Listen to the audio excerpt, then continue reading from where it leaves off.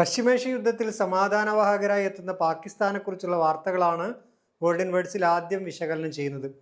രണ്ടാമതായി ഇസ്രായേലിനെ രക്ഷിക്കാനെത്തുന്ന ഉഗാണ്ടയെക്കുറിച്ചും അവസാനം തായ്വാനിലെ രാഷ്ട്രീയ തടവും. ഇറാൻ അമേരിക്ക യുദ്ധത്തിൽ മധ്യസ്ഥരായി പാകിസ്ഥാൻ രംഗപ്രവേശനം ചെയ്യുന്നുവെന്ന വാർത്തയാണ് പുതുതായി പുറത്തു വരുന്നത്. കേൾക്കുമ്പോൾ ഒരു തമാശയായി തോന്നാമെങ്കിലും സംഗതി കാര്യത്തിലാണെന്നാണ് വാർത്തകളിൽ നിന്ന് മനസ്സിലാക്കാനാവുന്നത്. പാകിസ്ഥാന്റെ അഭ്യർത്ഥന മാനിച്ച് ഇസ്രായേൽ കൊല്ലാൻ പദ്ധതിയിട്ട ഇറാൻ നേതാക്കന്മാരുടെ ലിസ്റ്റിൽ നിന്നും അബ്ബാസ് അറാക്ചിയുടെയും സ്പീക്കർ മുഹമ്മദ് ബഗറിന്റെയും പേരുകൾ നീക്കിയതായും വാർത്തകൾ കേൾക്കുന്നുണ്ട്. പാകിസ്ഥാൻ അമേരിക്കയോട് അഭ്യർത്ഥന നടത്തുകയും അവർ ഇസ്രായേലിന് നിർദ്ദേശം കൊടുക്കുകയുമായിരുന്നു അത്രേ. ഇവരെയും കൂടെ ഇല്ലാതാക്കിയാൽ പിന്നെ ചർച്ചകൾക്ക് ആളുണ്ടാവില്ലെന്ന പാകിസ്ഥാൻ ഭീഷണി ഫലിച്ചു അത്രേ. യുദ്ധം അവസാനിപ്പിക്കാനായി അമേരിക്ക മുന്നോട്ട് വെച്ച 15 പദ്ധതി പോലും പാകിസ്ഥാന്റെ വകയാണെന്നാണ് ചില റിപ്പോർട്ടുകൾ നൽകുന്ന സൂചന. സംഗതി പാകിസ്ഥാൻ അഫ്ഗാനിസ്ഥാനുമായി യുദ്ധത്തിലാണെങ്കിലും മറ്റു രാജ്യങ്ങളിൽ അത് അവസാനിപ്പിക്കാനും അവർ മുൻകൈ എടുക്കുന്നുണ്ട്. പാകിസ്ഥാനിൽ ഇല്ലെങ്കിലും തങ്ങൾ ഇറാൻ വഴി ഇടപാടുകൾ നടത്തുമെന്ന് അഹങ്കരിച്ചിരുന്ന അഫ്ഗാൻ ആവട്ടെ ഇപ്പോൾ ആകപ്പാടെ പെട്ടമട്ടാണ്. ഇറാൻ സുരക്ഷിതമല്ലാതായതോടെ അതുവഴിയുള്ള വാണിജ്യ ഇടപാടുകൾ ഏതാണ്ട് നിലച്ചിരിക്കുന്നു. പാകിസ്ഥാൻ ആവട്ടെ യുദ്ധത്തിന്റെ മൂഡിലുമാണ്. ഇറാൻ കഴിഞ്ഞാൽ പിന്നെ ഷിയാക്കൾ ഉൾക്കൊള്ളുന്ന രാജ്യമെന്ന കണക്കും ഇറാന്റെ തോളിൽ കൈയിട്ട് നടക്കാനുള്ള അർഹതയായി പാകിസ്ഥാനുണ്ട്. 1947 പാകിസ്ഥാൻ സ്വാതന്ത്ര്യം പ്രഖ്യാപിച്ചപ്പോൾ ആദ്യമായി അംഗീകരിച്ച രാജ്യമാണ് ഇറാൻ.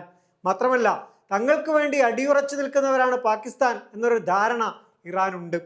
1979 മുതൽ ഇറാന് അമേരിക്കയിൽ ഒരു എംബസി ഇല്ല. എംബസി പോലൊരു സംവിധാനം, അതായത് ഇന്റർസെക്ഷൻ ഓഫ് ഇറാൻ എന്ന പേരിൽ അമേരിക്കയിൽ പ്രവർത്തിക്കുന്നുണ്ട്. അത് പാകിസ്ഥാൻ എംബസി ബിൽഡിങ്ങിന്റെ അകത്താണ് പ്രവർത്തിക്കുന്നത് എന്നുകൂടി ഓർക്കുക. അമേരിക്ക ആവട്ടെ തങ്ങളുടെ ഇഷ്ടത്തോഴനായാണ് പാകിസ്ഥാനെ കാണുന്നതും.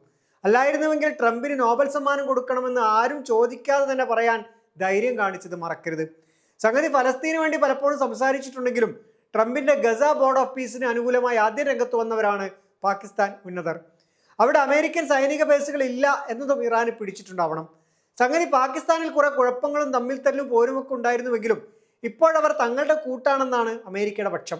ഇറാനെ തങ്ങളുടെ പക്ഷത്ത് ചേർത്ത് നിർത്തിയാൽ അഫ്ഗാനെ നിലക്ക് നിർത്താനാവുമെന്ന കണക്കുകൂട്ടലും ഏകദേശം 900 കിലോമീറ്റർ ഇറാനുമായി അതിർത്തി പങ്കിടുന്ന പാകിസ്ഥാൻ ഉണ്ടാവാനാണ് ഇടം. ഇറാനിലെ കാര്യങ്ങൾ ഇങ്ങനെ തുടരുകയാണെങ്കിൽ സംഭവിച്ചേക്കാവുന്ന കാര്യങ്ങളെ പാകിസ്ഥാൻ ഭയക്കുന്നുമുണ്ട്. നിലവിൽ തന്നെ എണ്ണയില്ലാത്ത പ്രശ്നം അവിടെ ഭീകരമായി കഴിഞ്ഞു. പ്രവൃത്തി ദിവസം 4 മതി എന്ന കാര്യത്തിൽ ഏകദേശം തീരുമാനമായി. സ്കൂളുകളെല്ലാം ഏകദേശം അടച്ചു.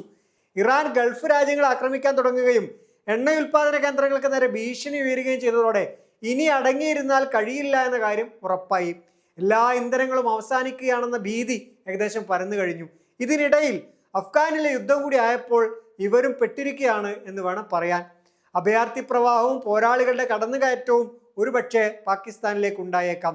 പാകിസ്ഥാനെ സംബന്ധിച്ചിടത്തോളം രണ്ടും തടയാൻ നിലവിലെ അവസ്ഥയിൽ അവർക്ക് കഴിഞ്ഞു കൊള്ളണമെന്നില്ല. അതുകൊണ്ടാവണം ഈയിടെയായി അമേരിക്കയ്ക്കും ഇറാനും ഇടയിൽ കാര്യങ്ങൾ സംസാരിക്കുന്നത് പാകിസ്ഥാൻ ആയിരിക്കുകയാണ്. രണ്ടു കൂട്ടരോടും സംസാരിക്കാനാവുന്ന മെയ്വഴക്കമുള്ള ഒരു രാജ്യം ലോകത്തുണ്ടെങ്കിൽ അതിപ്പോൾ പാകിസ്ഥാനാണെന്നാണ് ശ്രുതി. ഇസ്ലാമാബാദിൽ ഇരുന്ന് സംസാരിക്കാമെന്നാണ് അത്രേ ഇവരുടെ വാഗ്ദാനം. ഫീൽഡ് മാർഷൽ അസീം മുനീറിന്റെ നേതൃത്വത്തിലാണ് ചർച്ചകൾ പുരോഗമിക്കുന്നതെന്ന് വാർത്തകൾ സൂചിപ്പിക്കുന്നു.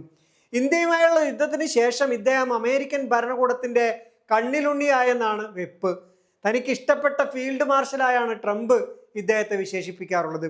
ഈ മാധ്യസ്ഥം എങ്ങാനും വിജയിക്കുന്ന പക്ഷം ഗൾഫ് രാജ്യങ്ങൾക്കിടയിൽ പാകിസ്ഥാന്റെ വില ഉയരുമെന്ന കാര്യത്തിൽ യാതൊരു സംശയവുമില്ല. ഒരുപാട് കാലം അകറ്റി നിർത്തിയവരൊക്കെ കെട്ടിപ്പിടിക്കാൻ എത്തുമെന്ന് ഉറപ്പ്. പണ്ട് ഇന്ത്യൻ സർക്കാർ 370 വകുപ്പ് റദ്ദാക്കിയപ്പോൾ ഇസ്ലാമിക രാജ്യങ്ങളെല്ലാം കൂടിച്ചേർന്ന് അപലപിക്കണമെന്ന് പാകിസ്ഥാൻ ആഗ്രഹമുണ്ടായിരുന്നുവെങ്കിലും ഒന്നും നടന്നില്ല. പക്ഷേ പിന്നീട് അല്പം കരുതി കളിക്കാൻ പാകിസ്ഥാൻ ശ്രമിച്ചു എന്ന് വേണം പറയാൻ. സൗദി അറേബ്യയെ നല്ലൊരു പ്രതിരോധ പങ്കാളിയായി അവർക്ക് കിട്ടി. പക്ഷെ ഇക്കാര്യമാണ് ഇപ്പോൾ പാകിസ്ഥാനെ പേടിപ്പിക്കുന്ന സംഗതിയും. അഥവാ സൗദി എങ്ങാനും യുദ്ധത്തിലേക്ക് എടുത്തു ചാടാൻ തീരുമാനിച്ചാൽ കൂടെ ചാടേണ്ട അവസ്ഥയിലാവും പാകിസ്ഥാനും. പ്രതിരോധ പങ്കാളി എന്ന നിലയിൽ എങ്ങനെ നോക്കി നിൽക്കാനാവും? അതോടെ ഇറാൻ പിണങ്ങുന്നത് മാത്രമല്ല ചിലപ്പോൾ കയറി അടിക്കുകയും ചെയ്യും. പിന്നത്തെ കാര്യം പറയാതിരിക്കുകയാവും ഭേദം. അങ്ങനെ സംഭവിക്കുന്ന പക്ഷം അഫ്ഗാൻ വെറുതെ ഇരിക്കുമെന്ന് പറയുക വയ്യ. ഇത് നേരത്തെ കണ്ടിട്ടാവണം പാകിസ്ഥാൻ അഫ്ഗാനുമായി ഒരു പോർമുഖം തുറന്നത്. തെഹ്രീക്കെ താലിബാൻ കാബൂൾ കേന്ദ്രീകരിച്ച് കുഴപ്പങ്ങൾ ഉണ്ടാക്കുന്നു എന്നതാണ് എപ്പോഴത്തെയും പോലെ ഇപ്പോഴത്തെയും ആരോപണം. എത്രയോ കാലമായി പാകിസ്ഥാൻ ആരോപിക്കുകയും അഫ്ഗാൻ നിഷേധിക്കുകയും ചെയ്യുന്ന സംഗതിയാണിത്. ഇനി അഥവാ തങ്ങൾ ഇടപെടേണ്ട വിധം വല്ല കുഴപ്പവും ഉണ്ടാവുകയാണെങ്കിൽ ഈ യുദ്ധം ചൂണ്ടിക്കാണിച്ച് ഞങ്ങൾ ഇപ്പോൾ തന്നെ പെട്ടുകിടക്കുകയാണ് എന്ന് പറഞ്ഞ് മുങ്ങാമല്ലോ. എന്ന് പാകിസ്ഥാൻ കരുതുക സ്വാഭാവികം. അമേരിക്കക്കും ഇസ്രായേലിനും ഇറാനും ഇടയിലേക്ക് പോയി ചാടിക്കൊടുക്കുന്നതിനേക്കാൾ നല്ലത് അഫ്ഗാനുമായുള്ള ചെറിയ അടിപിടിയാവുമല്ലോ. സോഷ്യൽ മീഡിയയിൽ ഇങ്ങനെയും ഒരു തമാശ പ്രചരിക്കുന്നുണ്ട്. യുദ്ധമെങ്ങാനും ഇവരിടപെട്ട് അവസാനിച്ചാൽ പാകിസ്ഥാൻ പ്രധാനമന്ത്രി ഷഹബാസ് ഷെരീഫിനെ ട്രംപ് സമാധാന നോബലിന് നിർദ്ദേശിക്കാൻ ഇടയുണ്ടത്രേ. ഇറാൻ അമേരിക്ക ഇസ്രായേൽ യുദ്ധത്തിൽ അഥവാ ഇസ്രായേൽ തോൽക്കുകയാണെങ്കിൽ തങ്ങൾ അവർക്കൊപ്പം നിൽക്കുമെന്ന് ഉഗാണ്ട. ഇസ്രായേലിന്റെ കാര്യത്തിൽ ഇടയ്ക്കൊക്കെ വൻ ഭക്തി കാണിക്കുന്ന ഉഗാണ്ടയുടെ സൈനിക നേതാവായ ജനറൽ മുഹ്സി കൈനർഗബയാണ് ഇക്കാര്യം പറഞ്ഞത്. നിലവിലെ ഉഗാണ്ടൻ പ്രസിഡന്റിന്റെ മകൻ കൂടിയാണ് ഇദ്ദേഹം. കുറച്ച് ആഴ്ചകൾക്ക് മുമ്പ് നെതന്യാഹുവിന്റെ സഹോദരൻ യൊനാഥൻ നെതന്യാഹുവിന്റെ പ്രതിമയുണ്ടാക്കാനുള്ള പദ്ധതിയെക്കുറിച്ചും ഇദ്ദേഹം സൂചിപ്പിച്ചിരുന്നു. ഉഗാണ്ടയിലെ ബന്ദിമോചനത്തിനിടയിൽ ഇദ്ദേഹം കൊല്ലപ്പെടുകയായിരുന്നു. തായ്വാൻ കോടതി മുൻ തായ്പായ് മേയർ കോവൻചെക്കിനെ 17 വർഷത്തെ തടവ് ശിക്ഷയ്ക്ക് വിധിച്ചിരിക്കുന്നു. അഴിമതി, രാഷ്ട്രീയ സംഭാവനയുടെ ദുരുപയോഗം എന്നിവയാണ് കാരണം. 65-കാരനായ ഇദ്ദേഹം പ്രസിഡന്റ് തെരഞ്ഞെടുപ്പിൽ സ്ഥാനാർത്ഥിയായിരുന്നു. ആ പ്രചാരണത്തിനായാണ് ഇദ്ദേഹം കോടികൾ കൈപ്പറ്റിയതും ദുരുപയോഗം ചെയ്തതുമത്രേ. രാഷ്ട്രീയമായി ഇദ്ദേഹത്തെ ഇല്ലാതാക്കാനുള്ള ശ്രമമാണ് ഇതിന് പിന്നിലെന്ന ആരോപണവും ശക്തമാണ്. നന്ദി.